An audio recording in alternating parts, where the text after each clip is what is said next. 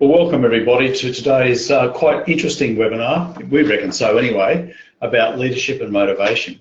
And this is something that for many people, they find a bit confronting when they're thinking about how they're going to grow their business from this point on.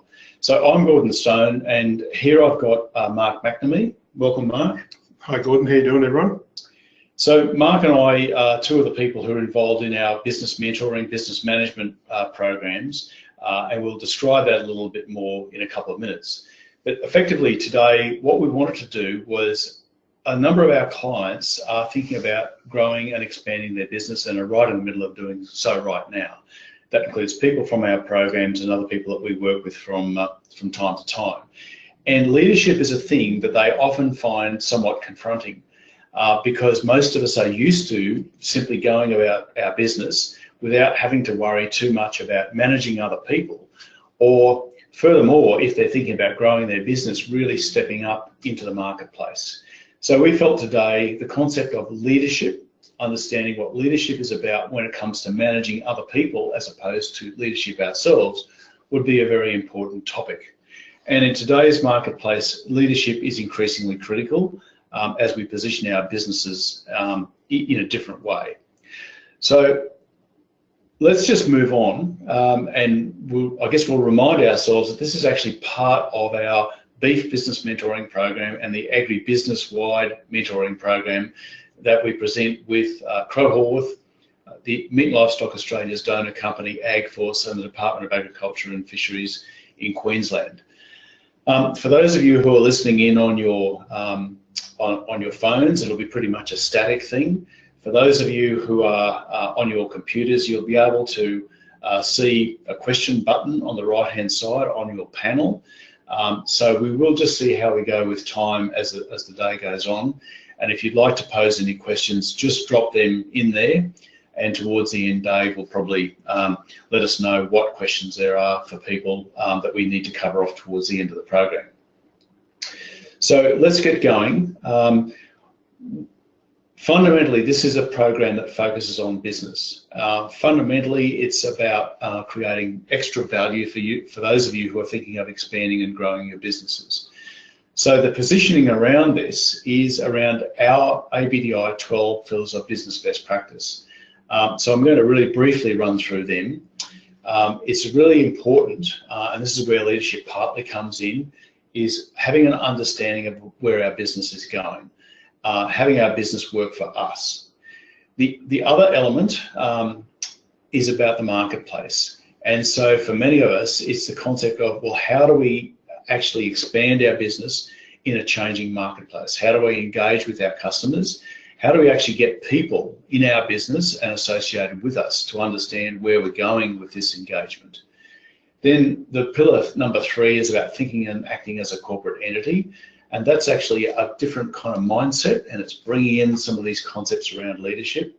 Number 4 is money, and we'll come to that separately.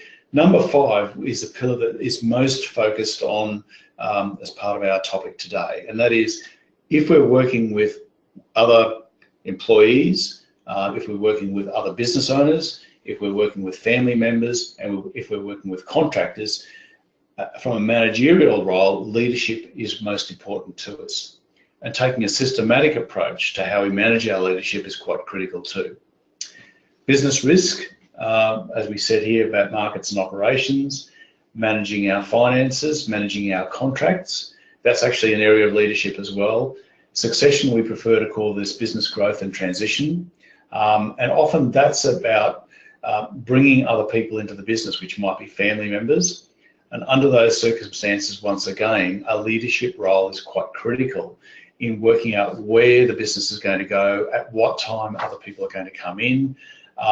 And if it's other family members, we are starting to engage with them and provide them with, I guess, some insights about where the business is going. So they say, look, I'm prepared to sign up and get involved in this business growth process. Value adding and leverage. This is really an important part of how we create connections with others in the marketplace. Sales and marketing and communication. Those are really quite important elements of this whole discussion.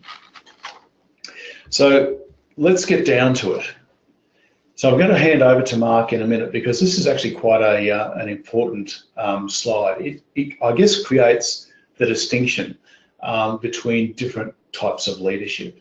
And I guess we wanted to be quite explicit, which is at the bottom of this slide, that today we're thinking more about the managerial side of managing other people. In other words, we have resources that, that we need to bring to bear to take the business forward. But I guess we wanted to start the discussion or create the context with the other side of leadership as well. And I guess the thinking is, if you think of someone like Nelson Mandela, or you think of someone like Martin Luther King that we've probably all heard of, or you look at our current politicians, or you look at our current business leaders, one of the questions that we, I guess, need to pose to ourselves is, to what extent do those people inspire us?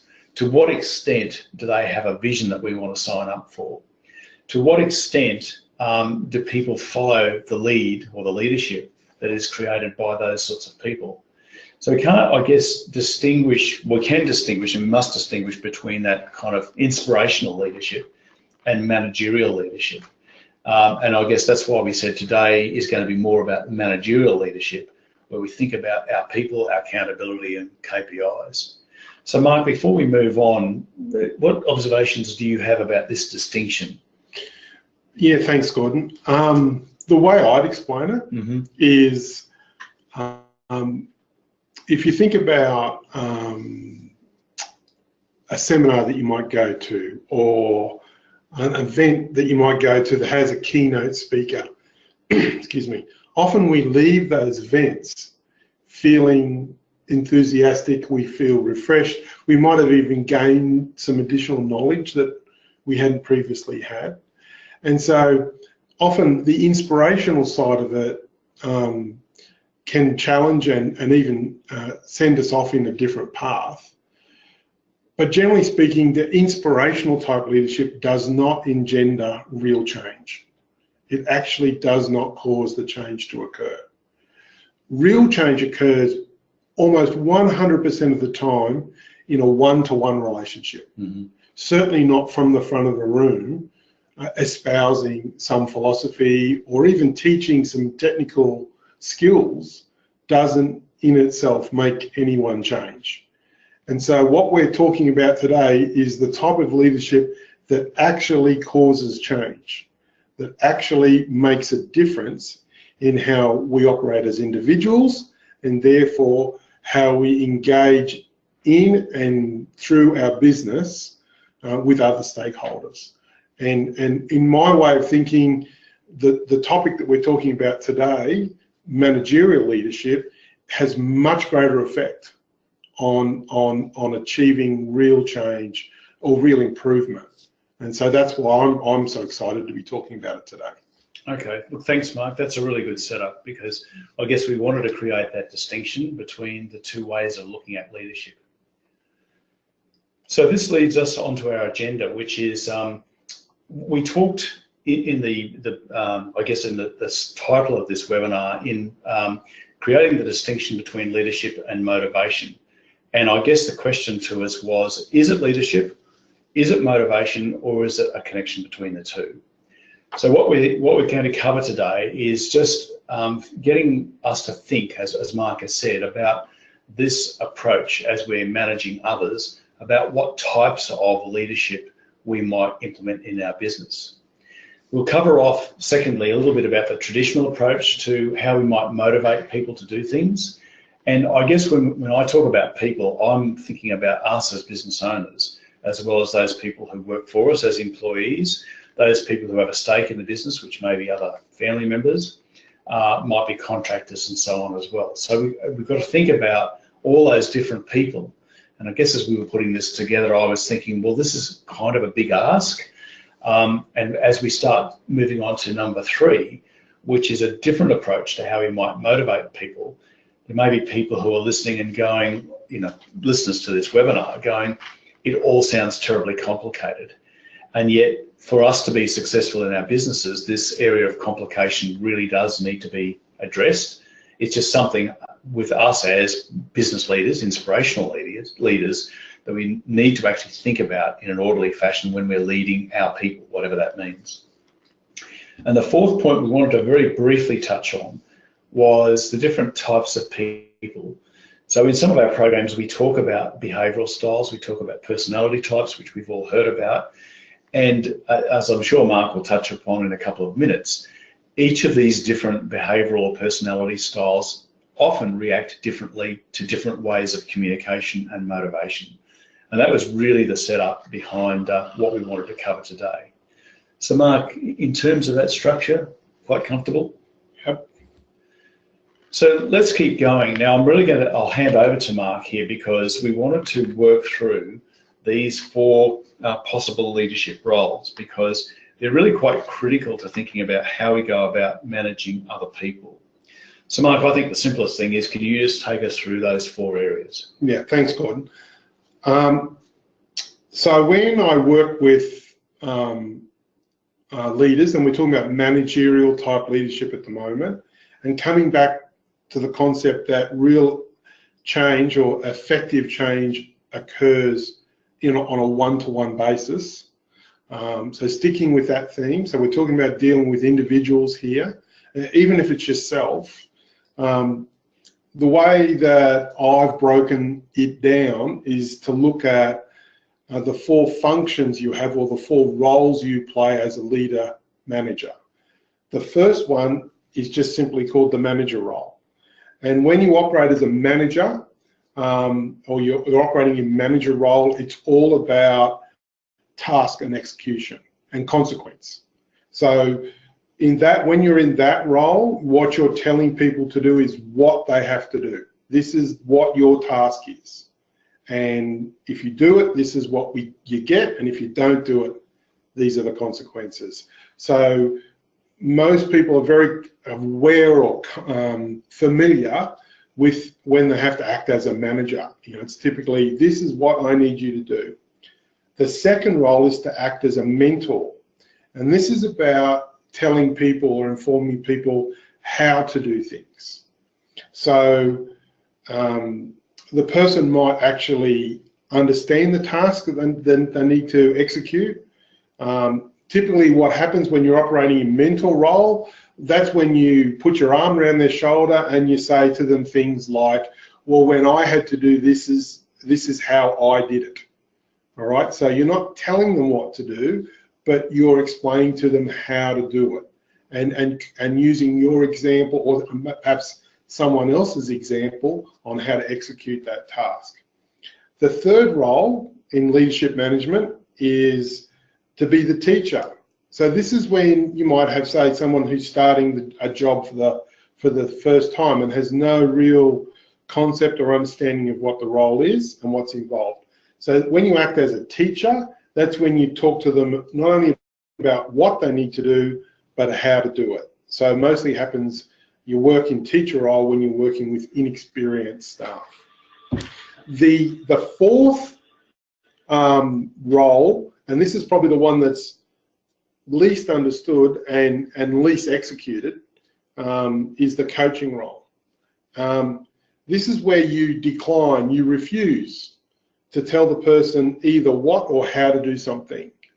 What you're doing is you're trying to get the person that you're coaching to draw upon their own experiences to make a decision on how to execute something, and thereby letting them take responsibility for the consequences. When you operate as a manager, a mentor, or a teacher, you're essentially taking responsibility for the outcome. When you operate as a coach, that's where you're letting the person take responsibility. Now, there's a real skill in that. It's not, I've said that in just a few moments, trying to explain the difference between the four roles inside leadership management. But in each of those, there's a lot to talk about, but particularly in the coaching role, there's a lot to understand how to do that effectively. Because when you get into a bind and you need something done and you need something quickly, it's done quickly. Often it's I want to coach, but hey, I need to manage, and because we need to get it done. However, I'll close this slide off with this statement. If you really want to affect change, if you want to stop taking responsibility for everything that happens inside your business, then it's the coaching role that actually will be effective in instigating and making change sustainable. And so as we move into motivating others, which is what the rest of the webinar is about, you know, I think understanding these 4 parts of a leadership role, the 4 components of effective leadership, is really important as a pre-discussion, if you like, before we move into motivating, which is about affecting change. Mm-hmm. So that's what I'd say about that slide. Yeah, thanks, Mark. So I guess what I'd like everyone to do is to pause for a minute and think to themselves, we've got these 4 leadership roles when we're managing people. One is the manager role, what they need to do. Mentor role, how to do it. Teacher role, what and how. Coaching role, which is, I guess, the self-realization and own critical skills. Maybe if you've got a pen and paper, I just suggest taking a couple of minutes and asking yourself the question, what is the primary leadership role that I tend to use? Do I skate across all 4 roles, or is there the possibility that I could usefully use some of those other leadership roles when managing people, family, staff, contractors, and so on, that would, I guess, provide greater benefit to me? And if you get nothing more out of this webinar than just thinking to yourself, well, maybe there are some other possible leadership roles that I could implement, then that could have been time well spent. So as I move to the next slide, just think about that for a moment.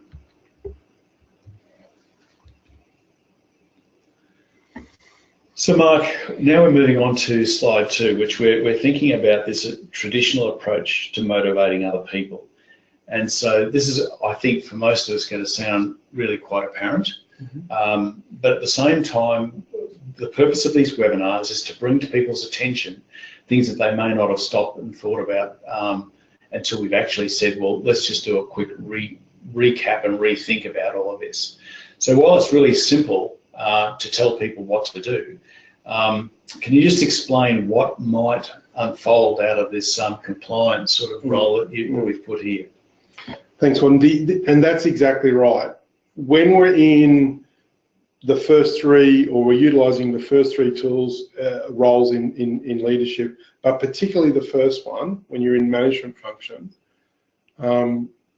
it's all about compliance. You're getting the person to comply to the way that you want things done. Now that actually takes away what you might call agency or takes away their ability to use their own judgment in executing a task.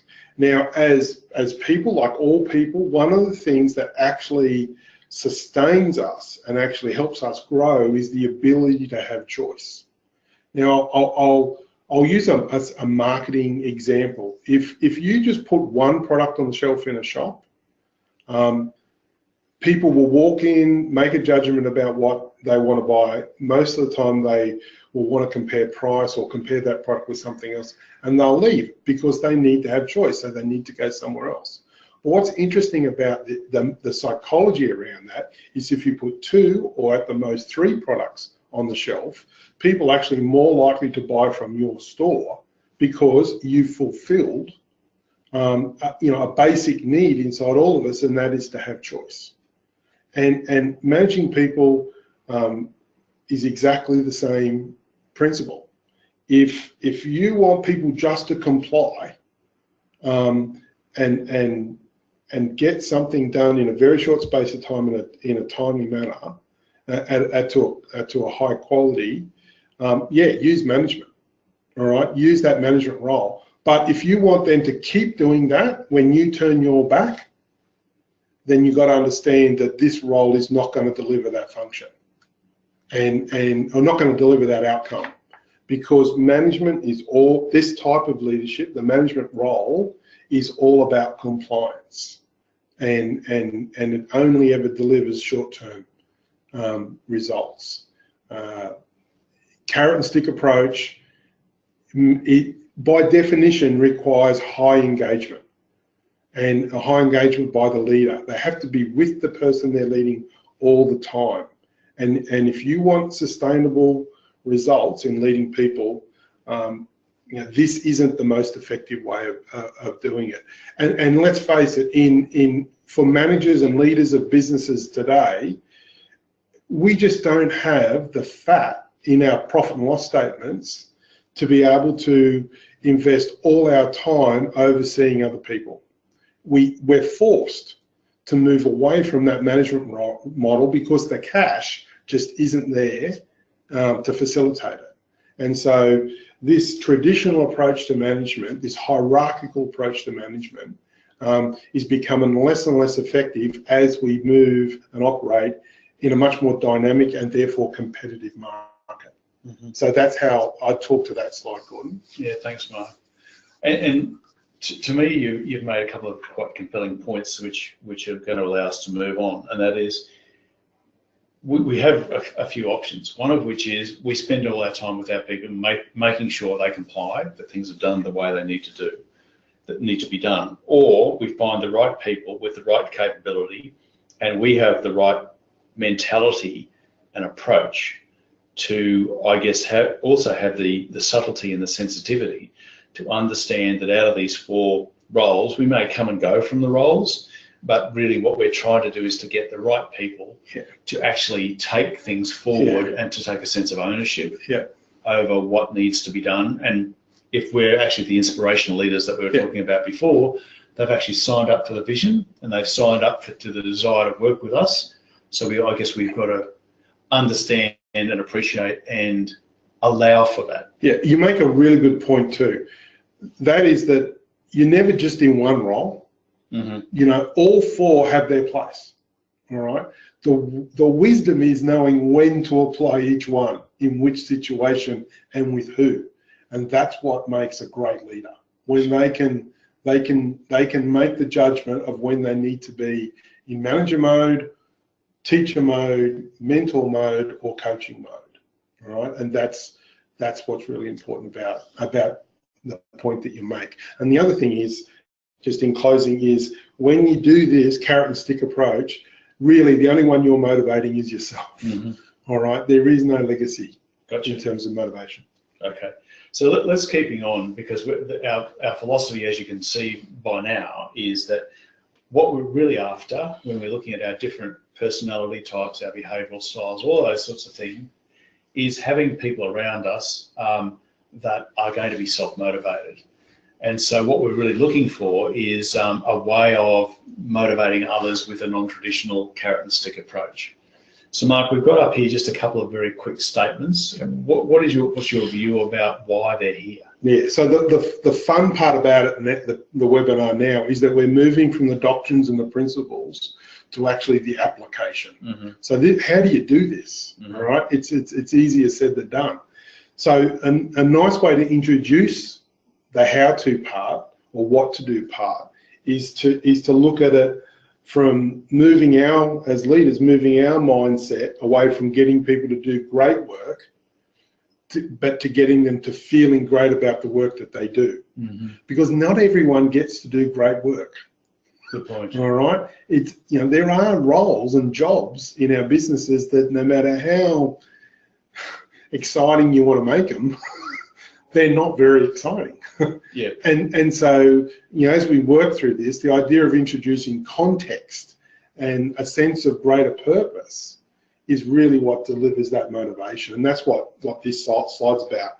It's about moving our management style away from, the outcome to actually the process. And like all good football coaches say, it's not about the scoreboard, it's about what we do. Mm-hmm. And if we do it well, we get the result.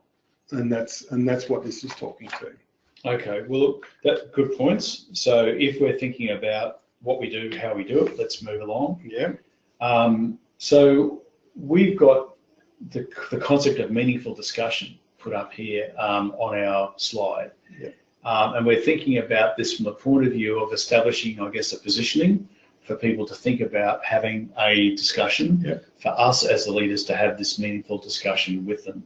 So as you rightly said a couple of minutes ago, what we're looking to do with this webinar is just provide a few little tips for people to think about, well, what could I do differently, particularly as they've done that kind of self-assessment a few minutes ago, which is out of those 4 leadership styles, which one could I do more with?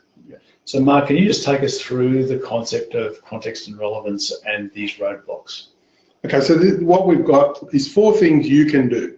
Over the next 2 slides, 4 things that you might want to consider doing to actually improve the effectiveness of how people feel about their job, therefore their motivation, and therefore their contribution.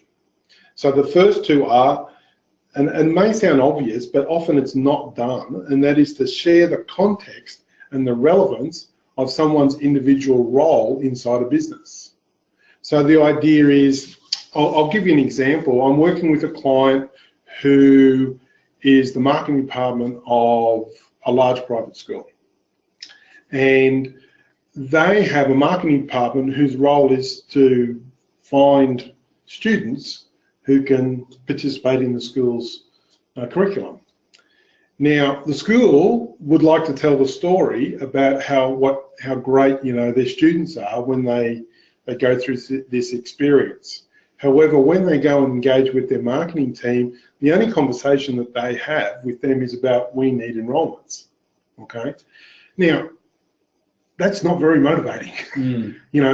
However, sitting with the senior leadership of the school, I said, how about we go and reposition their role in the business, not only to themselves, but to the greater school community, by saying, you know what, if we don't have students in the school, we won't produce, wonderful, community-minded, well-educated, well-rounded people who can then move on to the next phase of their life.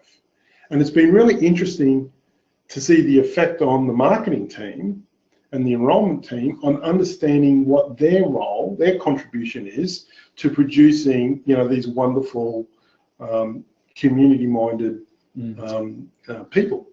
And so, sharing context can have a really big effect on how people, or how the comfort level and the motivation of people, even in the most difficult job.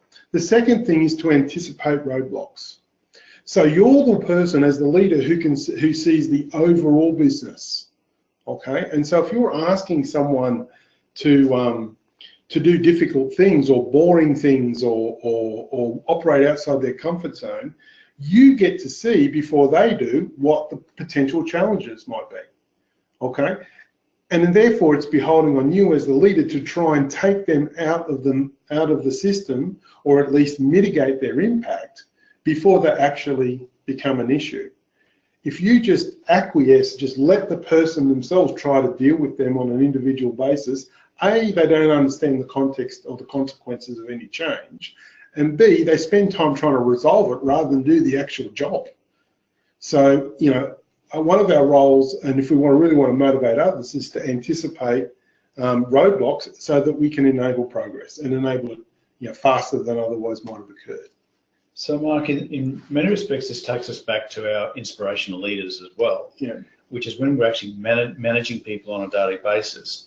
This idea of having a clear picture of where the business is going, with us as the business owners and leaders to anticipate the things that might occur, and to actually take that strategic approach, which is rather than just letting things happen, we actually have to take responsibility, personal responsibility for that sort of thing ourselves, so that other people can understand why what they do is important. Yeah, that's important, but it's a deeper question than that, because inspirational leaders tend to be like Halley's Comet. They show up every 64 years, look spectacular, and then leave. Yeah, gotcha. The type of leadership we're talking about here is that you're in the ditch with them. You understand the role. Again, I'll give you another example. I'm working with a client whose staff, they had a number of staff on holiday, so the ones who were left to do the role, he would walk past them every day and say, "Is everything all right? Is everything going really well?" Well, to me, that's the most demotivating question you can ask, because guess what? Things are not all right. there is too much work to be done and not enough time, and everybody knows it. Yet the leader thinks he's doing the right thing by trying to understand if there's any concerns. The person he's leading is not interested in knowing if there's any problems. He's interested in a solution. He's interested in taking away the roadblocks.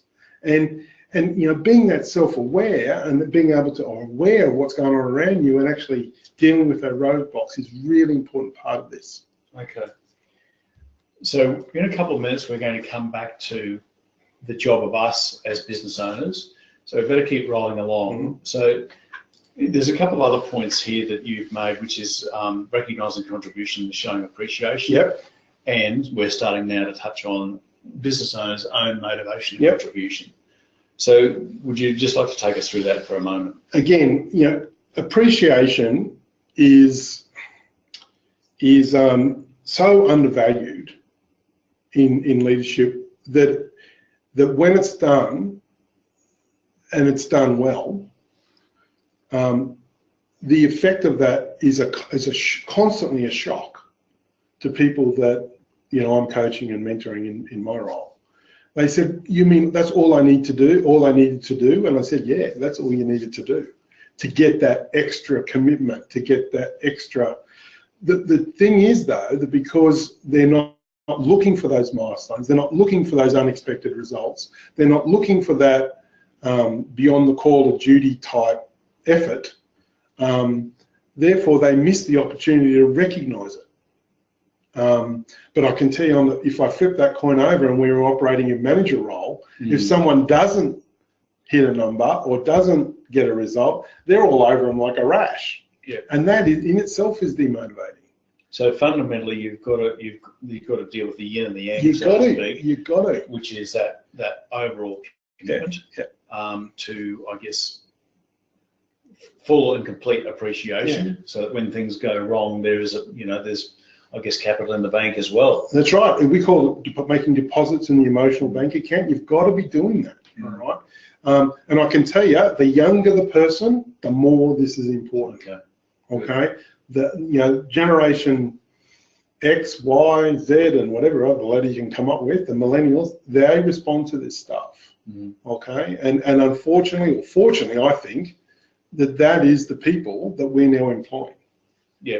And the last point about, you know, your own motivation, being attuned to where you're at is really important. And so facilitating your own motivation, taking time out to assess your own performance, sharing just some really simple things to do. Share with the people that you lead what you like about the job. Because when you get enthusiastic about something, it rubs off on others. You know, understand what makes you proud of your business and your team and share that with others, particularly in front of others.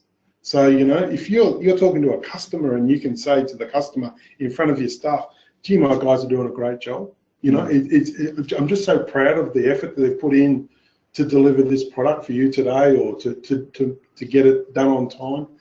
You know, that sort of stuff. It raises the staff member, but I tell you what, the customer understands that, you know, you're a good leader as well, and they want to do business with people like that. So a couple of suggestions there on point 4 that you might want to consider as well.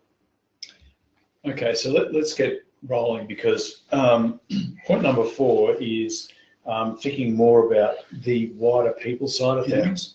And it's back to us as the business owners too, with our own particular take on life. Pardon me. So, I mean, I've touched already on personality styles, behavioural styles, and so on. Mark, anything that you'd like to add to that? Because we're such a potpourri of different people with different ways of doing things and different ways of reacting under different circumstances. So, I mean, there's 2 parts to this slide. The first part about, you know, is identifying the different way that the various ways that people think, feel, and act. And so, you know, the classic example is that someone might be a really detailed person and someone is more of a big picture person. Working with a client recently who had a couple of staff members. You know, one, he said to me, he's really good at you know, stock control and anything to do with stock out on the bike, horseback, mustering, any of that sort of stuff, fantastic. He said, but I couldn't get him to fix a motorbike. If the pump's busted, not interested. He's just useless at it. And his interpretation of that was that he's lazy, right? But when you actually go and do like a disc profile with him, you soon learn to understand, and that's a term we haven't talked about, disc profiling, but it's a way of profiling someone's personality, is that he's just not a detailed person. So when it comes to something that's very tactile, like repairing a piece of machinery and requires a lot of attention to detail, he doesn't do that stuff really well. So it's really ridiculous to even try and assign him to that role and expect you're going to get a great outcome. So understanding personality types and behavioural styles is a really important part of getting people to be motivated towards the work. Square pegs in square holes, that's really what we're talking about. The second point on there about as a business manager and owner, and making people accountable, so assigning people to roles, setting the KPIs, regular assessments on performance, making sure that it's working inside the context of what the greater business is trying to achieve. That's a critical role for a manager. If that structure doesn't exist, a bit hard to get everyone going in the same direction or getting alignment, as we call it. Yeah, absolutely. And I think the other really important point about that is when you can sort of speak people's language in a detail-minded manner or a big picture manner, or I guess ensure that they actually understand that we understand that they're good at certain things. Because we talk about, people having, generally speaking, 3 areas of strength and a whole heap of weaknesses. And that's just the way it is for us as imperfect human beings. That what we're really looking to do in this whole process is support people, find the right people for the job, understand their personality, behavioural styles, and all of those sorts of things, and then work with them accordingly in this managerial setting. So, as we draw this to a close, pardon me. We're just dealing with, I guess, wanting to summarise a few of the key things that have come out of here today. So we started the big picture level with which is, okay, are we inspirational leaders, and to what extent does the inspirational leader play in all of this? So in some respects, while we haven't dealt with that in great detail, we've actually set the context that in many respects for us to be managerial leaders, which is what this webinar is all about, the inspirational leader setting really needs to be there in some respects. And so we're talking about the process from us as being business owners to being clear about where the business is going to from here, having a clear picture, a set of steps about how the growth process is going to unfold, and then being able to engage the right people in the right manner to help us do the job that's our vision. So, Mark, would you like to just summarise these kind of managerial aspects that we've got here? Yep. First point is, be mindful that great leadership and great management is much more than just carrot and sticks.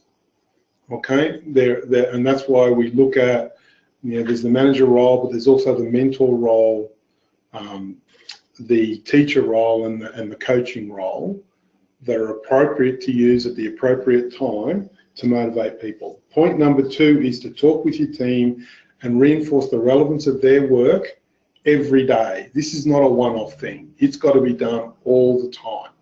And again, come back to the point, great leaders don't work in front of groups. Great leaders work one-on-one, and that's what this is about. That's how you affect change. Develop your coaching skills and be proactive. So understand when it is that you can let someone else actually take responsibility for a decision, and be prepared to stand back and let them own it, use their own agency, and be proactive, anticipate issues before they arise. Recognize contribution in a meaningful way. Standing next to them in the kitchen and saying, oh, thanks for doing that job yesterday, that's not going to cut it, all right? If you were to performance manage them, you wouldn't do it like that. So why would you want to recognize them in that way? It's all got to be done in the right context. And then make sure that you're maintaining your own motivation. Connect with the things that you like to do, and then share it with the team so that they can live off your enthusiasm for whatever role it might be. So that'd be the things that I'd be wanting people to take out of today's webinar. Gordon? Great, thanks, Mark. So we're moving on towards a quick summary, and I'll see if there are any questions that have come up. Nothing that I can see at the moment, but if somebody does actually have a question they'd like to pose, you're more than welcome to put that into the summary box there, and I'll ask Dave at the very end to make sure that we've dealt with any questions. As you're thinking about the question that we might pose for you, we'd just like to, I guess, remind you about the context of where this program comes from. We run these agribusiness management programs. We run them as part of work with Meat Livestock Australia and the MLA donor company, AgForce, Department of Agriculture and Fisheries in Queensland, and also with Crowe Horth, a mid-tier accounting firm. And so I guess what we're finding is that people are, many people are very happy to jump into a longer term program to help affect the sort of change that we've been talking about today, which is not just about managerial leadership, it's about managing finances, it's about thinking about how we engage with the customer, it's about thinking at a higher level ourselves as business owners. And while that 12-month program is very valuable for that sort of thing, to implement those sort of principles of business best practice in our business, we found last year that a number of people have said to us, look, I would actually like to find out about those fundamentals of business best practice. What is it that characterises a high-performing business, just so that I know? And as a result of that, we have actually created this 12-week intensive program. So I guess I'm just drawing that to people's attention, as well as the fact that we contribute to the Queensland Agricultural Training College's farm business skill set process, which is about thinking about business plans, risk management, and so on. So before we move on to this final slide, and thank you all for your time, Dave, are there any questions that have been posed that we need to answer before we're going off? There's one that has come up. Sorry, everyone. Hi, everyone. I'm in the background just monitoring questions. It was saying, can coaching, can that occur in like a passive situation where the other person doesn't know they're being coached, or is it always better to be, very open and, you have to actually engage the other person in the coaching process? So, question, do you want me to? Yeah, please do. Mark. So, yeah, to my mind, you can passively coach and overtly coach. But if it's going to be a real coaching set, when I say real, I mean one that to gain the greatest effect, I would be designating time where it would be seen as a coaching session. Mm-hmm. But you might use some of the coaching techniques to address individual issues as they arise.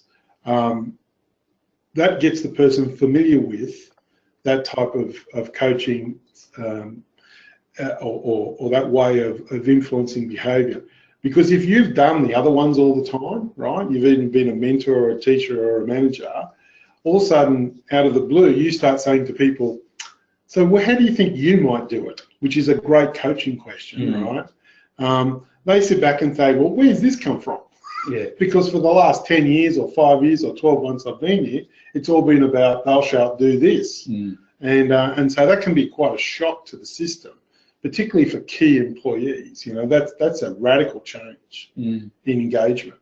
So, sometimes, it's best to actually sit down with someone and say, look, we're going to employ a coach with you, or to get someone outside to come in, or if you want to go away and get some coaching skills, and for a plug, ABDI, we run the Coaching for Commitment course. So if someone wanted to develop their coaching skills, we have a resource that we can. It's a short 2-day course that people can do and develop their coaching skills. By all means, go away and learn that and start to employ that in the business. So yeah, a bit of both there, really. Mark and Dave, I'd like to add, I guess, another dimension to this as well, because I guess as we do work with business owners, they're actually looking for the right people to grow with the business as the business owners grow and as the business itself grows. And so if we can identify some good people in our business, it may be that we say to them, in terms of your professional development, we would actually like to, I guess, teach you or participate in some coaching processes so that you can grow and develop over time as the business grows. And then that's yet another dimension, because I guess the things that we teach in our program is how can you spend more time as a business owner working on the business rather than in it? Well, the answer to that is to have good people and to bring them along the journey as you go. So, Dave, have we exhausted the questions there? Yeah, that's fine. Thanks. Okay. Well, look, thank you all very much for attending. We've deliberately kept this to roughly 3/4 of an hour. You'll see on the final slide here, for those of you who are on your computers, that if you'd like to find out any more information from us, then you've got a website to go to, phone numbers to call, emails to send, or contacts locally. And we'd certainly like to engage with you in some way, shape or form in the future. So thank you all for attending, and we look forward to having a chat to you at some stage. Thank you.